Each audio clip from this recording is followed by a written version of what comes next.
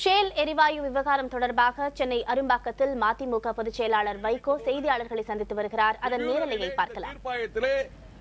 நீதியரசர் ஜோதிமணி அவர்களும் நிபுணர் நாகப்பன் அவர்களும் நாகேந்திரன் அவர்களும் இது மிகவும் தவறு, அனுமதி இல்லாமல் எப்படி இந்த வேலையை செய்ய ஆரம்பிக்கிறீர்கள் என்று கூறியதோடு இந்த உடனடியாக அரசு அனைத்து துறைகளும் மத்திய அரசு, ONGC நிறுவனம், தமிழ்நாடு அரசு, மாசு கட்டுப்பாட்டு வாரியம் எல்லோரும் அடுத்த வாய்தாவுக்குள் தங்களுடைய பதில் விளக்க அறிக்கைகளை கொடுக்க வேண்டும் என்று சொல்லியிருக்கிறார்கள். இது மிகவும் ஆபத்தானது என்கின்ற இந்த பிரச்சனையினாலே வருகிற மார்ச் 10ஆம் தேதி அன்றைக்கு முழுமையாக விசாரணை நடைபெறும் என்று இந்த வழக்கு ஒத்திவைக்கப்பட்டிருக்கிறது.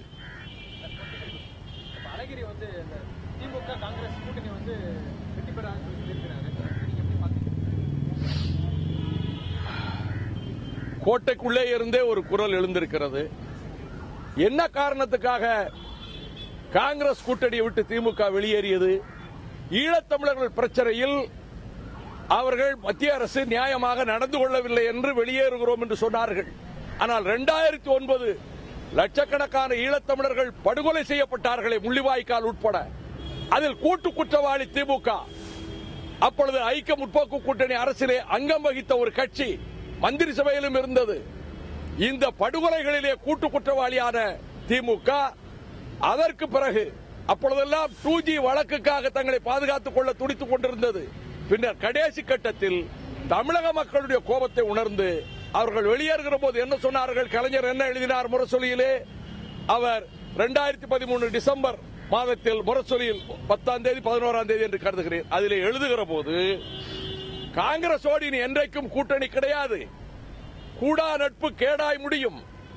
அது மட்டுமல்ல, என் மகள் கனிமொழியை திகார் சிறைச்சாலைக்கு அனுப்பிய காங்கிரஸ், எங்கள் அமைச்சர் ராஜாவை திகார் சிறைச்சாலைக்கு அனுப்பிய காங்கிரஸ், துணைவியார் தயாளம்மையாருக்கு அவ்வளவு துன்பத்தை கொடுத்த காங்கிரஸோடு எப்படி நாம் கூட்டணியை தொடர முடியும் என்று கடுமையான அறிக்கை கொடுத்தார்.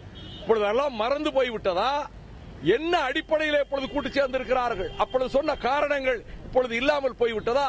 இதைத்தான் அழகிரி சுட்டிக்காட்டுகிறார். என்ன அடிப்படையிலே அதற்கு பிறகு கனிமொழி ராஜ்யசபா மெம்பர் ஆக வேண்டும் என்பதற்காக நீங்கள் போய் அணுகிறீர்கள் என்று உண்மைகளை போட்டு உடைக்கிறார். இதுதான் உண்மையான நிலைமை. தமிழக மக்களுக்கு இது பொருந்தா கூட்டணி, கூடா நட்பால் அமைந்த கூட்டணி, தமிழக மக்களுக்கு வஞ்சகமும் துரோகம் செய்த கூட்டணி என்பது தமிழக மக்கள் நன்றாக அறிவார்கள். இந்த தேர்தல் களத்தில் ஊழலின் மொத்த உருவமாக இருக்கக்கூடிய ஜெயலலிதா அரசு இந்த தமிழ்நாட்டை பாழ்படுத்தி பேய்மழை பெருவெள்ளம் வந்தபோது நிர்வாகமே முடங்கி போய் எந்த இடத்துக்கும் வராமல் ஒரு முதலமைச்சர் என்ற தகுதிக்கே அருகதையற்று போனவராக இருந்த ஜெயலலிதா அரசு எப்பொழுதும் திருந்த போவதில்லை. தலைக்கு மேலே சொத்து குவிப்பு வழக்கிலே கத்தி தொங்கிக் கொண்டிருக்கிறது சுப்ரீம் கோர்ட்டிலே. ஆனால் 1000 கோடிக்கு தோழியின் பேராலே அவர்கள் சினிமா வளாகங்களை விலைக்கு வாங்குகிறார்கள் என்றால் இவர்கள் ஒருபோதும் திருந்த மாட்டார்கள்.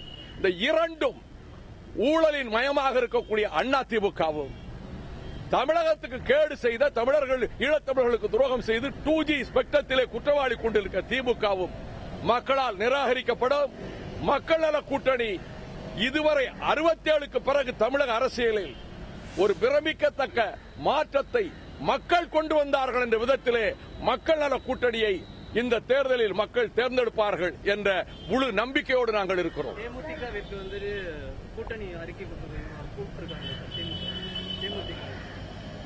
திமுக அழைப்பு விடுக்கிறது, EVKS இளங்கோவன் அழைப்பு விடுக்கிறார் சகோதரர் கேப்டன் விஜயகாந்த் அவர்களுக்கு.